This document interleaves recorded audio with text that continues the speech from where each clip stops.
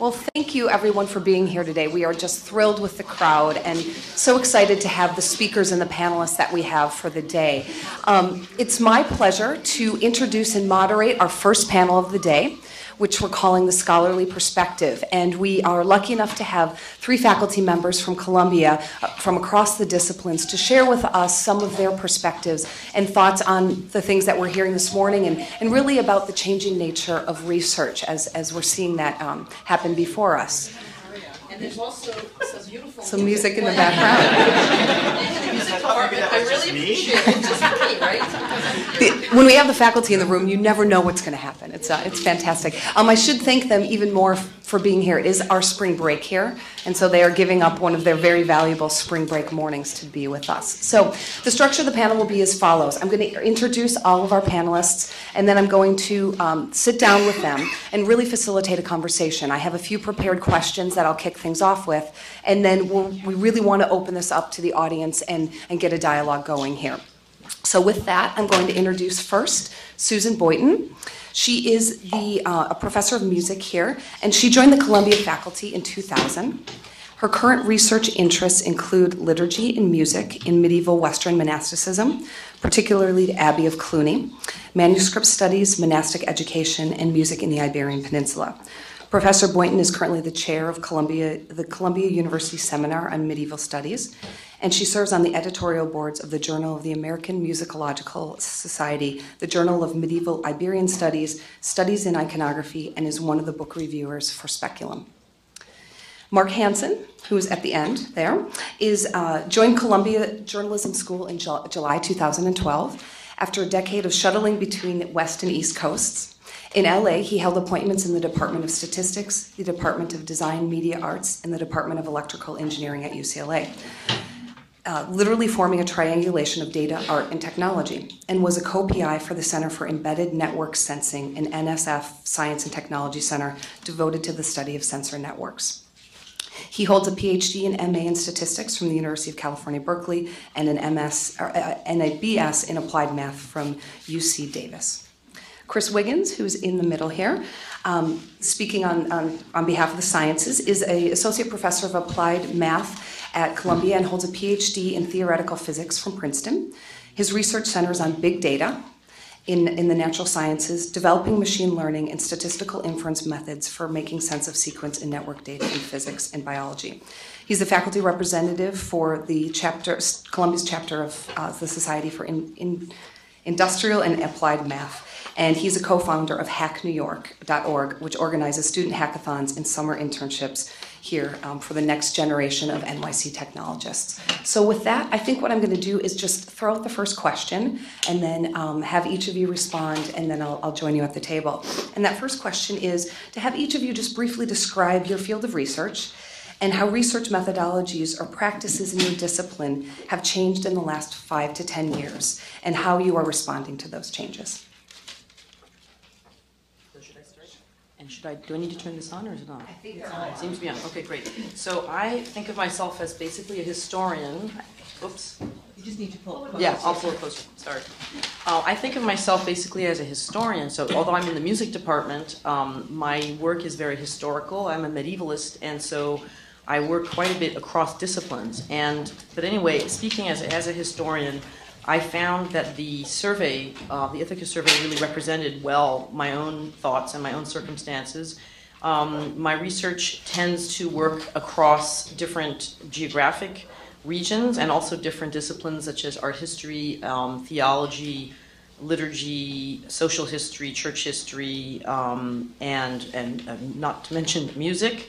And so as a medievalist, we tend to use a lot of unpublished sources and a lot of text editing and data analyzing techniques, and the way that the field has changed in recent years is really, of course, heavy digitization and also innovative tools for searching, for cross-database searching. There are many tools that are library-specific, that are subscription databases, and then there are many that are actually publicly available for various reasons because of their funding. So they're open internet resources that are government-funded projects from different places. And I want to put in a plug that medievalists have actually been in the vanguard of the digital humanities for the past 30 years. So many of the really big projects are medievalists' projects. One of them is the Digital Scriptorium here at Columbia, one of the best known in the world that puts Columbia on the map for many places that do not know what Columbia is. They know the Digital Scriptorium. And other ones are things that may sound very arcane to you, things that are large growing databases with the inventories of the contents of liturgical manuscript that enable you to search and identify families or strands or commonalities. So one of the big trends is, with this huge availability of digitized manuscripts through the national libraries and through private libraries as well, through Digital Scriptorium, which has many different libraries represented, and other kinds of databases, one of the big trends is to gather much more precise and nuanced information about physical objects. So for instance, I'm sitting in Columbia's Rare Book and Manuscript Library with a manuscript, and I'm able to much more quickly to reach conclusions about the date, the origin of the manuscript, other features of the manuscript through comparative sources. But it has to be a combination of the physical artifact, the physical piece of information with the various resources at my disposal. And this is the sort of foremost trend, I think, now. The questions are not necessarily the new questions. It's a new way of answering the old questions with greater accuracy. And the other thing is that now, as was already mentioned this morning, that there's greater digital capture allowed on libraries and archives. There's much greater responsibility, or shall we say obligation, for researchers to have control of their data and to have captured huge numbers of images for comparative purposes. So basically, things like imaging, image control, image archiving, image manipulation, etc., is extremely important in medieval studies, and specifically in my own fields as well.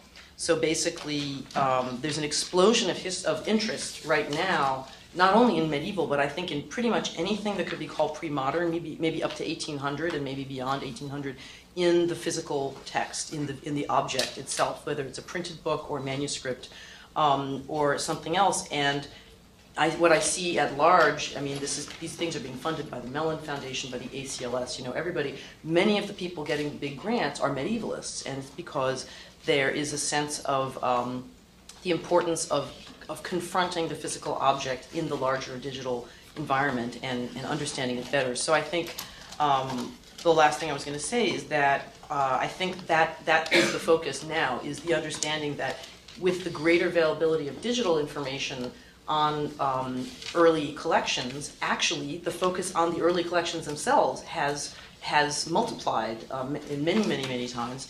And that's something that's very important for libraries to understand. It's not as if, we can just go and look at pictures of things on the internet. It's actually the opposite. We're going to use those pictures to look at our own things in our own libraries where we are situated physically, and facilitate our use of physical collections in other places in the world.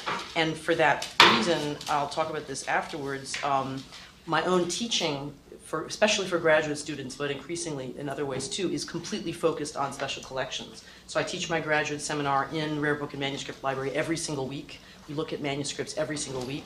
All the workshops I organize for graduate students involve looking at rare books in the Rare Book and Manuscript Library. So I think I would really second the fact that, the statement by Roger that this has to be part of the training of graduate students. They have to learn, they can't just be sent off somewhere to figure it out by themselves, which is a very venerable tradition in historical studies. They go to Europe for the Fulbright and they say, my first 6 months were spent trying to figure out what the hell I was doing, how to read the documents that I went to Europe to read. This cannot happen anymore. The funding models do not permit this. So basically, we do a lot of this in our classes. So anyway, sorry to talk too long. No, I don't. That's it. Good. Thank you. Thank you for going first. I'm Chris Wiggins. I am an applied mathematician with a PhD in theoretical physics. My research is in machine learning applied to computational biology. So the projects that I've been interested in and have done research on have sort of spanned multiple paradigms of doing science. I was really raised doing scientific computation, which is sometimes referred to as a third paradigm of doing research after experiment and theoretical or mathematical modeling. It's been an exciting time to have technology change my research and the research of my collaborators over the last, say, decade or two in many ways, including that in the mid-90s, say, entire genomes of organisms were being sequenced. So a wealth of data was being produced, an astronomical amount of data by biological standards, a biological abundance of data by astronomical standards. But it really changed the way people working on modeling in biology were working. And biology became massively data-driven and entered what sometimes is now called a fourth paradigm, a way of doing science in which the data outstrip your ability to form hypotheses. The data outstrip your ability even to decide what are the appropriate models, and you attempt to learn those models from the data using statistical tools in the natural sciences, which has been very new. So again, part of that was... Speak to the mic, please. Oh, please. Yeah, sorry. Thank you. So part of that was in the 90s, the sequencing of whole organisms, but coincidentally, in the mid-90s, people started using the internet, facilitated by the World Wide Web, to share their data rapidly. So part of the transition in my research in the last 2 decades has been an abundance of data, but also the cultural change that you are expected to share your data, and the scientific change, the sort of paradigmatic change, that you will use those data to drive your research. Data-driven research has now become a thing, with the idea being that the data come first, even before the hypotheses. That the technologies will allow you to generate data, particularly in biology, and then decide what it is that you will find, how you build interpretable and predictive models from that, and how you answer questions from the natural sciences. So that's been disruptive and exciting and fun. Along with that has come a change as biology has become a computational field in how we think about reproducibility, which has been a cornerstone of science since the 18th century, and is challenged when people's research becomes a computational algorithm executed on a particular data set. And as the particular computational algorithms become progressively more and more complicated, there comes a breaking point in a field, and certainly it's been seen in biology, at which your publications are no longer reproducible, which is why you were supposed to be publishing them in the first place in the 18th century. So biology has experienced that pain point where you have papers that are the most anointed, celebrated papers in the field, but really, produce methods which cannot be reproduced, either because the data sets themselves are not liberated, do not appear online, or the algorithm is sufficiently complicated that even, trust me, when you read the papers hundreds of times, you will not be able to understand, let alone code, that is, to do the research, right? In the same way that as an experimentalist builds an apparatus and takes care of that apparatus, a computational scientist builds a code base and maintains and takes care of that code base. And computational science in biology has reached a breaking point where the way we organize scientific computation, which is around a finite, discrete, and dead tree of a piece of paper, which is the knowledge, laid dead, is not enough for you to reproduce the research that was actually done. And that has been a challenge that biology has faced. Now, I come to you as the ghost of science future. my claim, and this is not a claim that I'm the only person to share, is that that pain point at which biology becomes computational and therefore in pain and suffering from the inability to publish reproducibly in the way that the great ones told us to do in the 18th century, is a pain point that will be faced by every field of science and possibly every field of human endeavor as your field becomes computational and or data-driven, or both. That is, there comes a point where the computation is part of your research, and computation, the ability to reproduce a computation is rarely facilitated by 4 pages of dead tree. Right? There's more that needs to be communicated. And so, I think technology challenges for us how we take information in, how we take scholarship in, right? And that there's an overwhelming abundance of it, and it needs to be somehow filtered and digested. But also it's challenging how the information goes out from our research groups, and that we need to rethink what we mean by publication and the way that we share science, right? So like when the activity we now identify as science started being identified as science in the hundreds of years ago, right? It was largely about people communicating their results. And so I wish for a sort of neoclassical, return to the part where we are communicating our results in ways that we will be able to reproduce. And 4 pages of dead tree is not necessarily the right format for the next century. I think also there's a role for technology and funding. The funding landscape is dynamic, chaotic, unpredictable, right? I think today the government is going to shut down again, and I think this week it was announced that the NSF would, because of political actions, cease to fund, some fraction of its intellectual fields. And it is difficult for people who do multidisciplinary research to plan for the future, and that includes training young people for the future in an environment that is so chaotic and dynamic. And so it's difficult to make sense of funding information, which is what, particularly for the last half century, has made science go in this country. And so I think there's a role for technology in helping get the right people to the right information about the right potential resources, which was mentioned by at least one of the previous speakers. Not having prepared remarks, I'm not sure if I've reached the end, but I think that's about it. Thanks.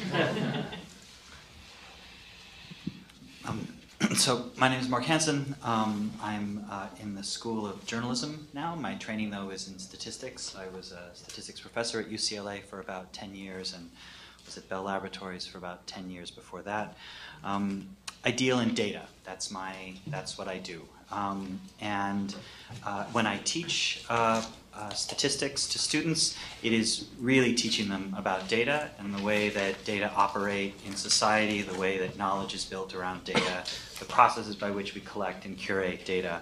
And nowadays, well, perhaps when I first started teaching, and maybe this was just because when you first start teaching, you suck at it. But when I first started teaching, it felt like a pretty easy thing. There were some data sets in the back of a book. Fisher was pretty good at giving us data in the 20s, so we could look at some of that. There was maybe some data from a consulting project I looked at, and it was awful. In time, I've come to realize that the data thing that we do as statisticians is a thing that every discipline does, or is soon to do, as Chris mentioned. The core artifacts of almost every discipline are being digitized in some way, which renders them as data, which means they are computable. And as a statistician, that means that my practice should be an expansive one, and not simply falling back on the whole old hypothesis testing regime that probably made many of you unhappy in your introductory statistics classes, but instead look out to other disciplines for the lessons that we can learn. Look out to geography and learn about GIS. Look out to architecture and how shape of code and the type of data that are used to support those practices are affecting the look and the feel of buildings. To look at design, to look at art, to look at history, to look at English, to look at every discipline as it has its data moment. Not to say, hey, we have principal components in the t-test, you should come here, but instead learn about their problems and the questions and the individual disciplinary ethics and values that are inflecting the technologies that they are developing to deal with data in some way. And so as an instructor in statistics, my role was to bring that into the statistics department. So my last year at UCLA, I led our seminar series. It had been dominated the previous year. Well, we don't need to go in the previous year, but my year we had journalists, architects, people from the digital humanities, people that left the students excited to be in the discipline, to think about the potential that data had, but left many of my colleagues wondering what we do about this when they were maybe more invested in deltas and epsilons and that sort of thing. So my research then over the last 5 years has expanded because the character and the nature and the role that data play in the academy and out in society has radically changed. And so, so the ways in which data circulate, the ways in which we talk about data, the ways in which we compute with and share those computations are all parts of my practice that have changed. Within statistics at the same time, you've also had, I believe, an increasing respect for computation and data analysis as an exercise in the field. you may not be aware, but statistics has a chip on its shoulder about mathematics, and often thinks of itself as can think of itself as a branch of mathematics. In my mind, that's a very dangerous place to go, because statistics left without application and data is a very ugly thing. And so we're seeing increasingly a respect for data analysis and code. But what that respect for code means, or that respect for data analysis means, is that that functions of the discipline, like tenure, like publication, also have to have respect for those exercises, and that we have to have publication standards for those. What does it mean to publish code? How do you credit it? My personal feeling is that every piece of software you put out there should count for 2 publicate, but whatever. So you can come up with arithmetic later. So there's the idea that code and data are becoming more respected and less transparent. And I think that that's something that maybe goes to Chris's point about reproducibility. There's a certain, especially ironically, in the computational field, I know I learned computation because my advisor said, here's the book. It was a Fortran, here, learn to code, do your thing, right? And first it communicates, well, this isn't something we're going to take the time to teach you, so there really isn't anything good to do here, right? It's just something you do. But then secondly, you don't have an opportunity to learn any of the best practices, and so the code that I wrote was god-awful. And so, so there's that, how things have changed. I think the second thing I wanted to mention, unless I'm going too long, I'll shut up. Because I have no internal clock. I apologize for that. And I'm also just getting off the plane from Rio. Sorry. We are opening a global center in Rio. It was a Columbia exercise. It wasn't my fault. The passion fruit caipirinhas. But anyway. Oh, this is being videoed, isn't it? Forever and ever. But they know how to do digital editing. They're from Cedars. Yeah, that's true. All right, so the last point, as I said, I was trained as a statistician. I now have an appointment in the School of Journalism. I am technically the David and Helen Gurley Brown Professor of Journalism, and I lead something called the Brown Institute, which we can talk about later. But I chose this position, or I'm grateful to have been offered this position, because not only has data leached out to other parts of the academy, but it's in society. And data are actively changing systems of power in our society, and someone has to know what all of that amounts to. So there's a move to the public, a move of data out into the public, and in the journalism school I teach a class this spring called Journalistic Computing, where I'm teaching 25 journalists and 10 journalist auditors how to work with, think through, build, to build in code.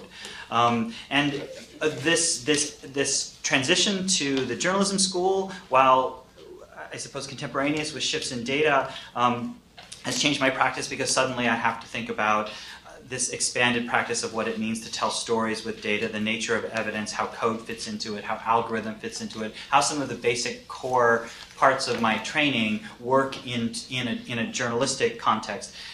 For example, Chris mentions reproducibility. In journalism and sort of data journalism, the code word there is transparency. Being able to make sure that what you've done can be taken up by someone else, that you've described it transparently enough that someone can see exactly what you've done to be able to recreate it. But it goes beyond just describing what you did. In journalism, we are also imagining stories. I mean, we've always imagined stories circulating in one form or another. They're out in the public takes it up, interacts with them. Does the public take data from us?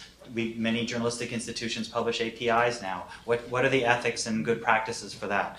How should we be teaching our students to make APIs and to think around those terms? So it's beyond reproducibility, but it's also in thinking about how these newly published objects circulate, accumulate new data, accumulate new experience, and how do they occur. So I'll stop there. Thanks. Great, thank you everyone. That was great context setting. Is this on? Okay. So I think we'll segue to a question that focuses a little bit on the library and turn to that, and then probably open it up for discussion. So we're interested in what you see as the role of the library in your research, if you see a role for the library at all, and what services or assistance do you feel you need in support of your research, given this landscape that you're describing? So do we do the same order? Okay, so I We wanted to can mention. randomize.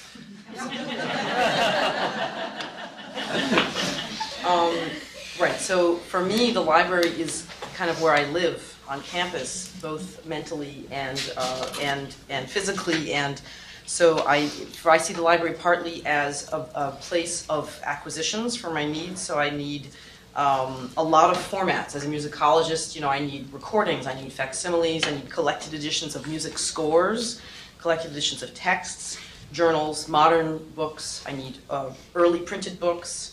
I need manuscripts, which they actually acquire sometimes for me to use for teaching and research. I need editing software through Digital Humanities, what used to be called electronic text services.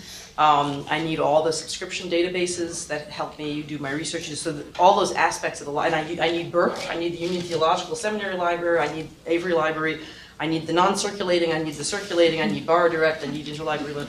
So for me, that aspect of the libraries is very, very, very important for me. It would be, it's sort of the reason I would want to stay at Columbia if I had opportunities to go elsewhere.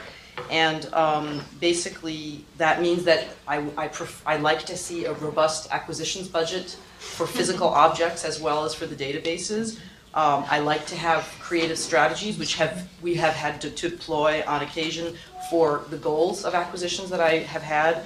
I've made use of and relationships with the subject specialists and curators, and so the people in the library are absolutely crucial to me for I also see a lot of overlap between my teaching and my research, and so my relationships with the subject specialists and the curators in archives and in rare books are absolutely crucial to my daily life, basically.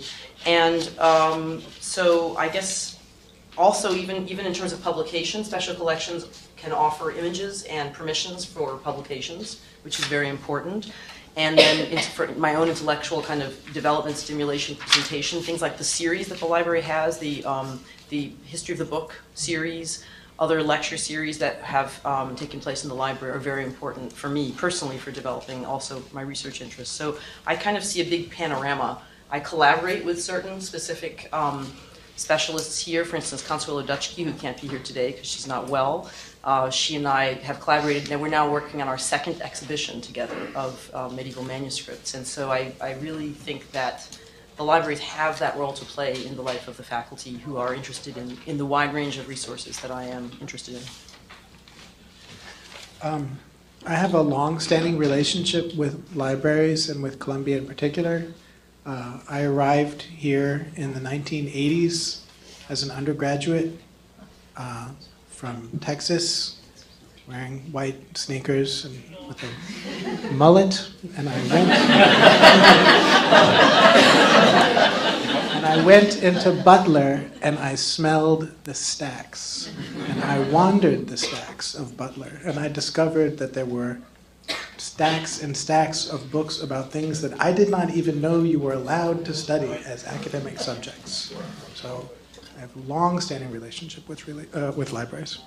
In graduate school, when normal people spent their afternoons outside playing, I was with the Science Citation Index, which people who are watching on the internet may not know used to be a physical thing.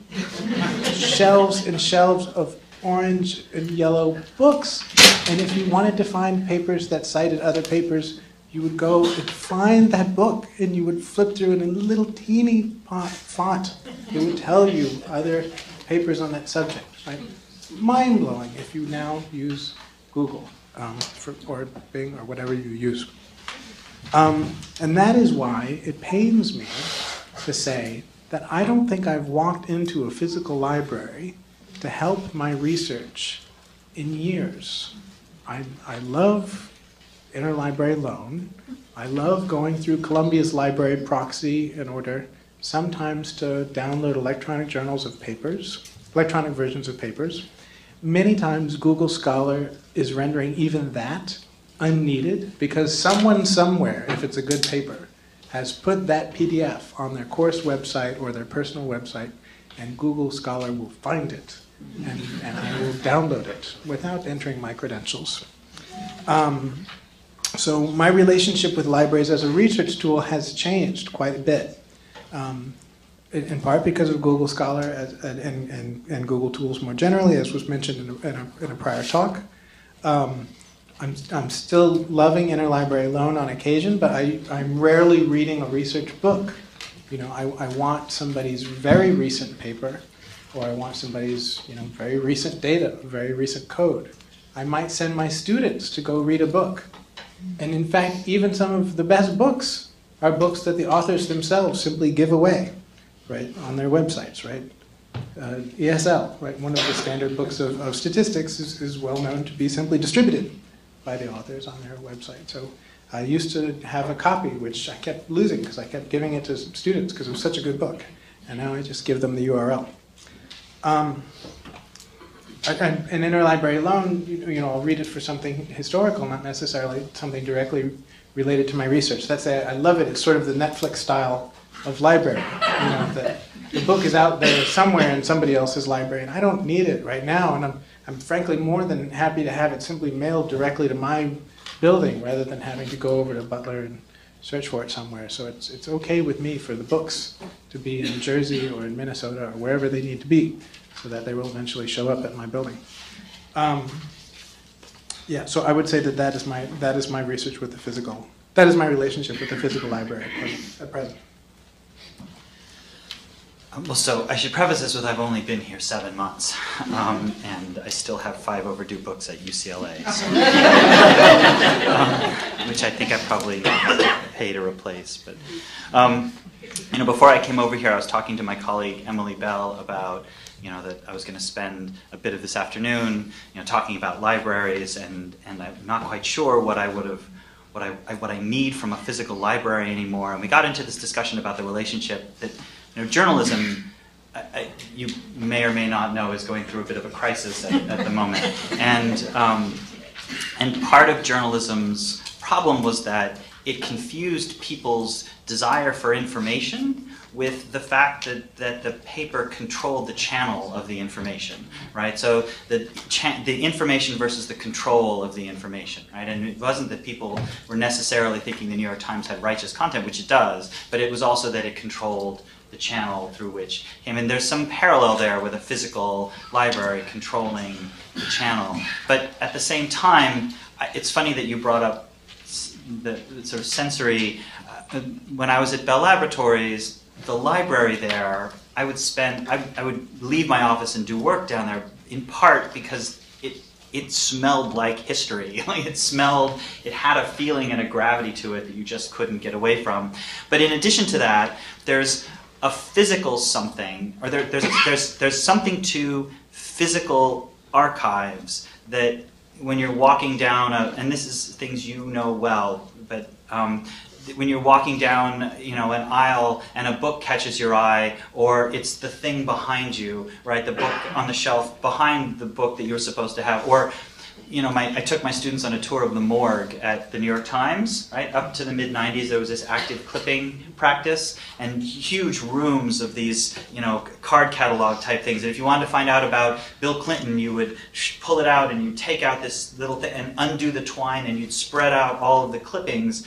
And the person at the morgue said, he couldn't tell me how many times the next step for the reporter was following a lead that was on the back of the story he was supposed to be looking at, right? There's something about that physical thing, right? And so yeah, it's the serendipity word, right? But what's interesting is that serendipity was happening. You couldn't really describe why, what that was doing, right? It's not that we laid out, the library in a particular. Yeah, there's the whole Dewey Decimal, what's this, right? And yes, the back of a newspaper has still got an article that's of the same moment as the one on the other side, but it may be a completely different topic or what have you, but I don't know that we understand what made that happen. It's just interesting that it happened, right? There was this physical serendipity, this discovery process that doesn't happen to me when I look at a Google search. And I'm a little frightened to try to explain to a computer scientist what might be required to make that serendipity happen, so we optimize serendipity. Like, that feels like a wrong direction to me.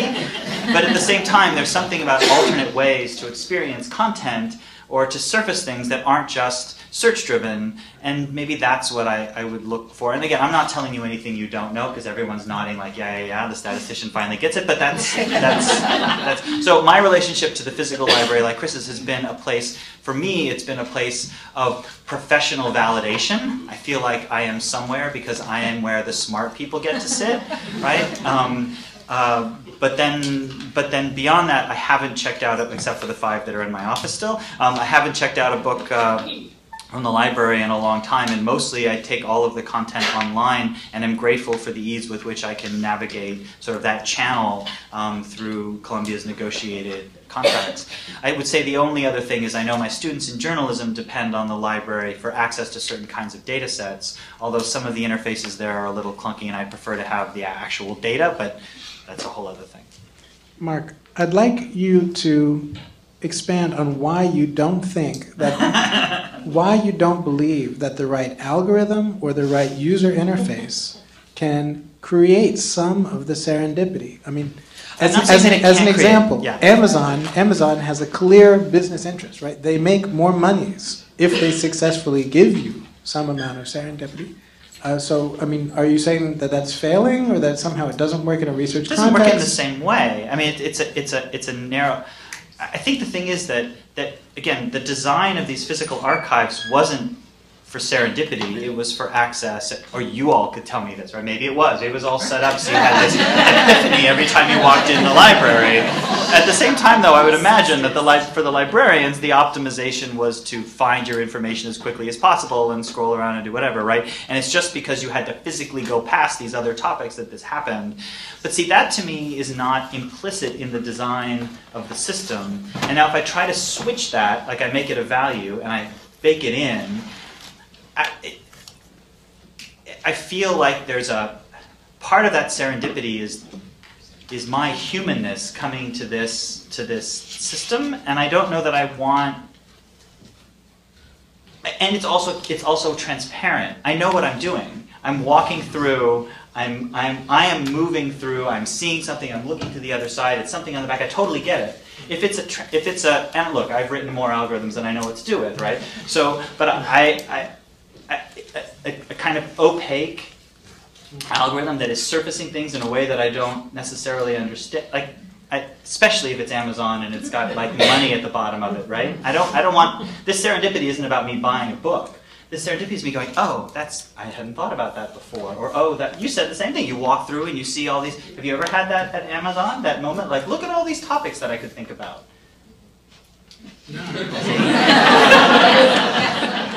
I thought you were talking about the recommendations that Amazon sends you. You know, that you go, right. that it tells you. That's an example of it. I just mean of one of myriad examples of an interface, where I search for a thing, maybe I mistyped it, whatever, and then it shows me a bunch of other things that you might like. Right. And the clearly there are dumb ways to do it. Yeah, but the algorithm doesn't know that my grandmother had done this thing when I was 5 years old, and then it led me to thinking, that's why I find it interesting. Or neither did the fact that the books are, No, and that's why I said it's half me. It's half me and half algorithm. Okay. Sorry. No. This is what we were looking for. So we've got about 15, 20 minutes. I'd love to open it up to the audience for questions. So I'm going to pass the mic off. Hi. This question is for Chris Wiggins, and it's asked partly out of ignorance of current scientific theory and practice. So, okay. You mentioned reproducibility as a traditional standard of verifiability in the sciences. Yes. And I'm just wondering, in this world of big data and data sets, is the standard of reproducibility still viewed as the gold standard? And do we imagine that people will, in a practical sense, try and replicate results that were derived from big data sets, et cetera? Yes. Or is the standard of reproducibility changing somehow? Good. So there are at least two ways of answering your question, and they are both no. So the first way of answering your question is it the case that scientists somehow are incentivized to publish their work in a way that is reproducible? And the answer is no.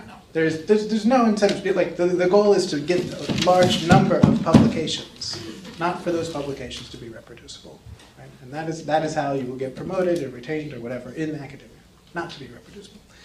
Your second way of answering your question is it the case that there exists a standard of reproducibility?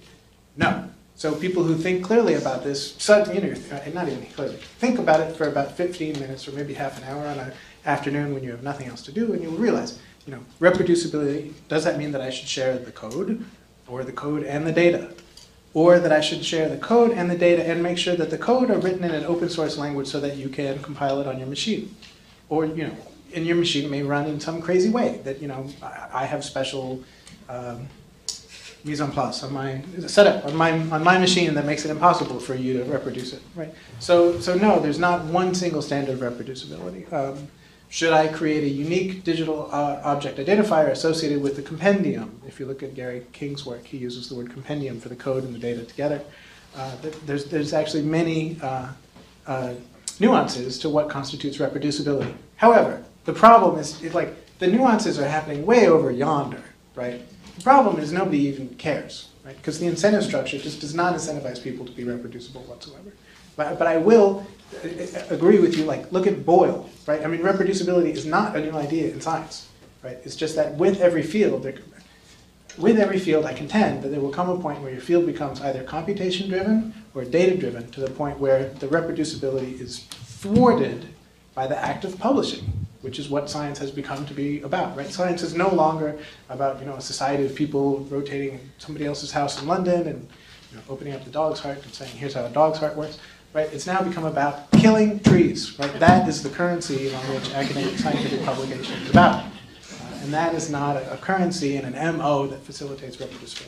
Well, except that funding organizations are starting to take up at least to a certain extent, trying to take up the lip service. Yeah. Better than nothing, but not moving. But I mean, that's the direction where it would have to go. Someone would have to incentivize that system. There's a couple of gatekeepers, right? Because there's the funders, but there's also the publishers, right? So look at what happened with the protein database in protein crystal structure, right? Which is an old field, right? Like when we used to say biophysics, you meant the shape of a protein.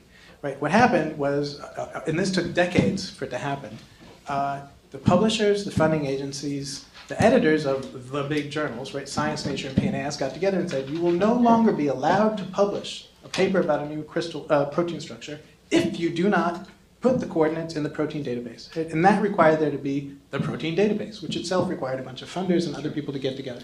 So these things moved in lockstep, and it takes a change in narrative, a change in demands, right? But that's how sort of reproducibility is won, is by fighting, right? And it involves the people who control the monies, but also the people who control the publications, which is ultimately controlling careers. And the people with the promotions, right? So the people who are looking at promotion cases, because it does, to be able to put code out there and to write code in a certain way, that it takes time, right? So that litany of papers that you've just described, you may do a third fewer of them because suddenly now you have to pay attention to how the code is written and make sure that it's out there and so on, right? So yes.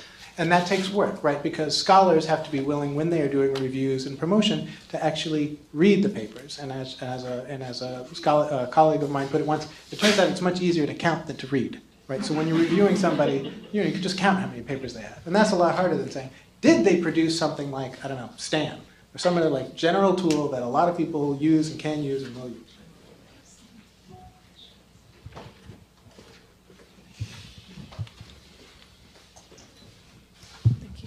I'm from UCLA, so I can take those 5 books back for you.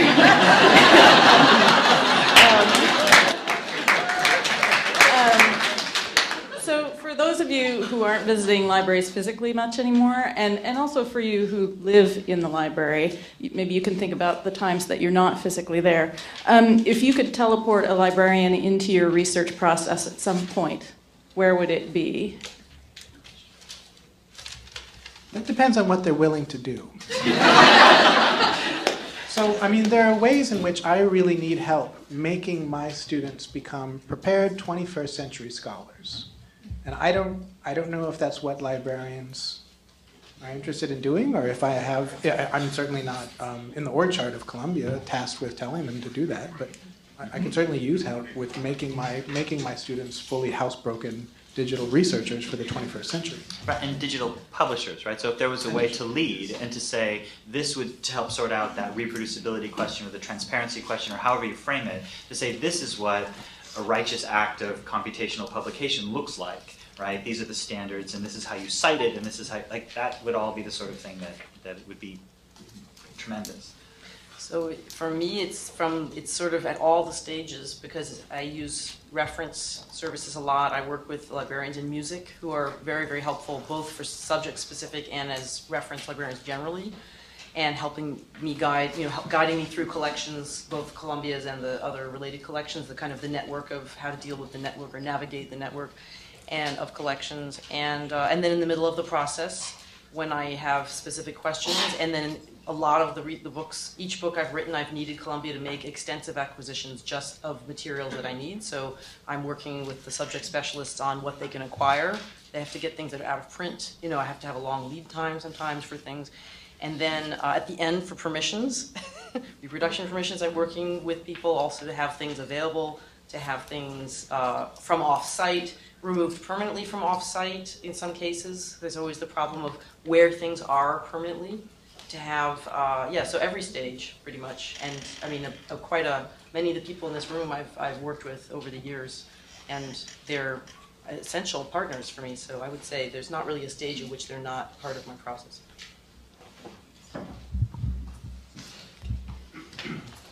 So as a librarian, I would like to say that we are here to help teach those undergraduate students how to research. So I would love to know, with the students that you're working with, where is that big gap that you see? What are those big things that you think, gosh, I just wish that they would come to class understanding this about research, about, and when I say data management, I don't necessarily mean the numbers, but you have, the research journals that they're looking at and data sets and code, and what is it that you just, if I could give them this or help them understand this is how you write a paper, regardless of the sort of money that's driving publishing, but what's the few things that you wish that they did know? Can I answer that one first? I think the biggest problem now for students is not knowing how to make sense of what's available to them. It used to be I've actually stopped for many courses giving any kind of research paper because not because that they're not hopeless students, they're quite good students in many cases, but the number of, first of all, they may not have the languages, but even if they have the languages, the number of layers it would take of experience for them to use sources critically. And I think it's not that they're not critical thinkers, but there's so many resources to use critically for them to learn how not to rely on Wikipedia or how not to rely on uncritical types of resources. It takes a long time, and I think it would be great if undergraduates all would have that kind of training and experience. I know that in many subjects at Columbia, specific majors, they do have it at one stage. They have much more methods courses than we have in music, and part of our problem is music is interdisciplinary. We have ethnomusicologists, composers, theorists, and music historians and performers all at the undergraduate level. They're already specializing in many cases, so we've never been able to figure out how do you have something that will meet the needs for that population all at once. In art history, of course, it's a different thing. They're studying art history. It's not quite the same. So, and the same in history and so on. So anyway, I think that would be, there must be a way to solve the problem, but I think that's the biggest, for me, that's the biggest gap between what I would like the students to be able to do and what they're actually able to do.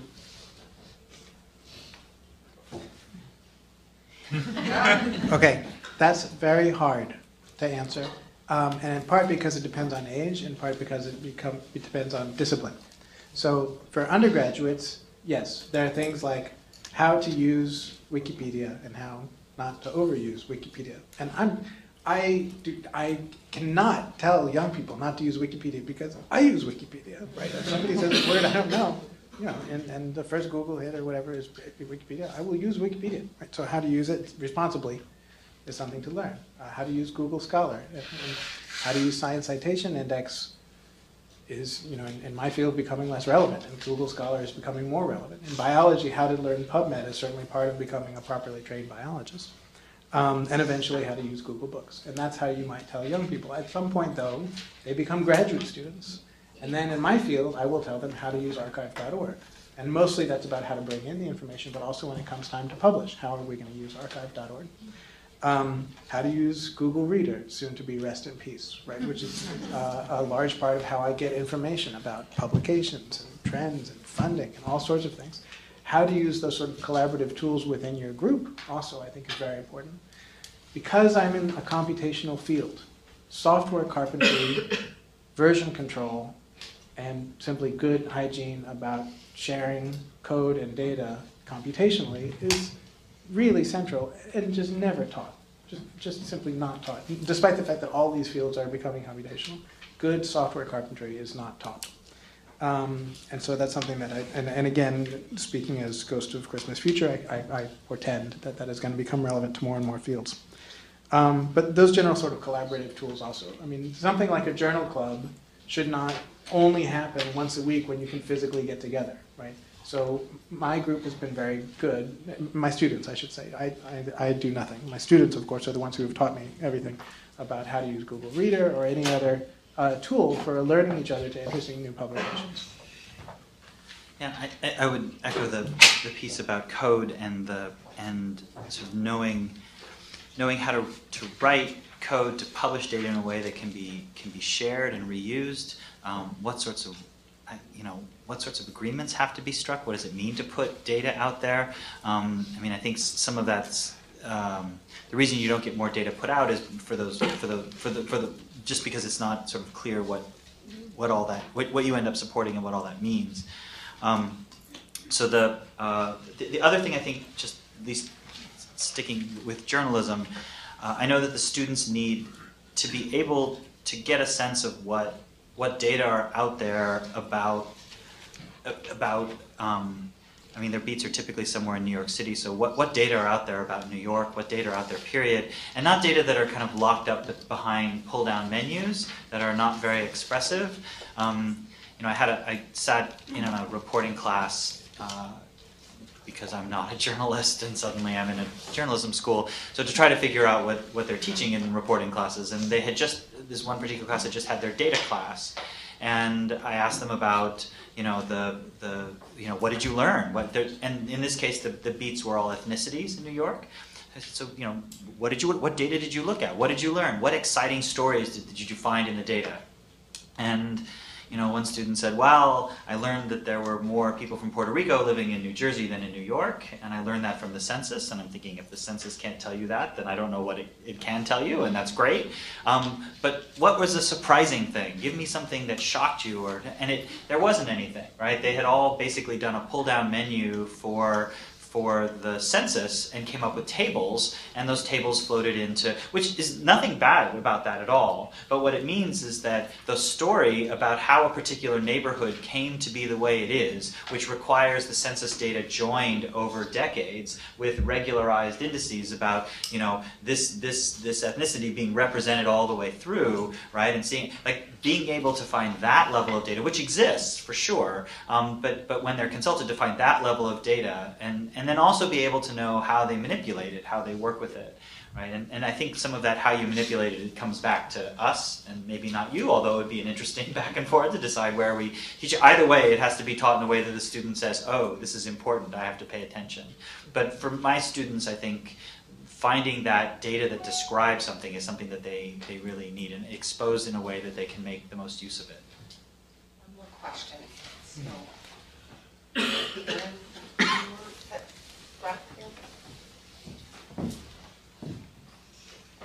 Thank you. I was very fascinated by your response about the role of the library and your, all three of you talking about the physical library and kind of that passion to access materials and use the physical environment. As we move to this world, though, where we'll need to figure out how to improve search and discovery in a digital world, to think about virtual shelf browsing, to come up with ways to approximate serendipity, however it might be. That was a great conversation. How important is it that we make these algorithms and these efforts transparent and open, And is that something that's a transitional phase? I'll note, for example, that commercial providers of search don't make their algorithms open and transparent, and yet you use them. So do we have an extra obligation in libraries to think about that and to build the trust of our research community in opening up those access methods? Let me jump in before Mark says yes and say no. Meaning, as a research, if there's research in IR, information retrieval, or recommendation systems, for darn sure I want that to be open, and I want to know how the algorithm works. If I'm going to Amazon, it bothers Mark that Hey.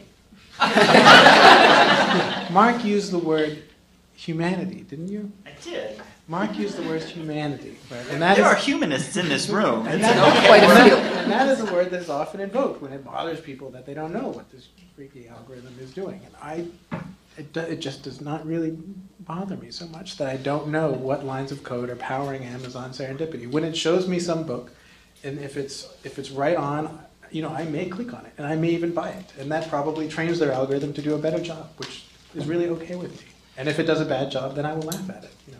I'm not particularly bothered by it.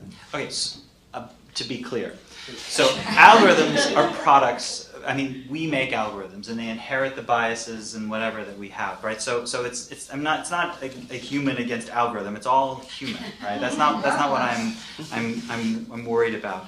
And I overstated the case about needing to know exactly what an algorithm is doing. What I'm interested in, though, is that idea of serendipity wasn't in, maybe this point is just too subtle, but wasn't embedded in the original design or layout of the physical system, and yet it arose from our interaction with it. I'm seeing now that with Google's and whatever, that those algorithms, proprietary or not, are not providing me with that, moment, right? So I can see that there's a gap. And however research chooses to fill that gap is fine by me. What I'm slightly concerned about too is that so what I end up having to tell my journalism students, right? Every piece of digital technology embeds within it a model of the world and acts as an argument for that model. Right? So it reinforces the model that it has. So like nowadays, if you type something into Google and you don't get the things that you expected, you don't say, Google got it wrong. You said, oh, I must have done something wrong. Right? Because it's acting as a very strong argument for its way of thinking about search. And all I'm suggesting is that we have the capacity to be sort of think critically. Part of this openness and whatever is our ability to think critically about these tools. It doesn't have to be a transparent system, but I should be able to question it in a way and think about it as some act of human expression or a piece of human ingenuity. And to reject the results and possibly use a competing product. Absolutely. Sure. Susan, did you want to just comment on that before we wrap up? I'm not sure because I think the virtual browsing, I can't remember. I feel as if I've experienced some version of virtual browsing somewhere, not at Columbia, somewhere else, and I thought it was very helpful. And but that's all I have to say for now, I think. Okay. Good. Very good. Well, thank you so much. We are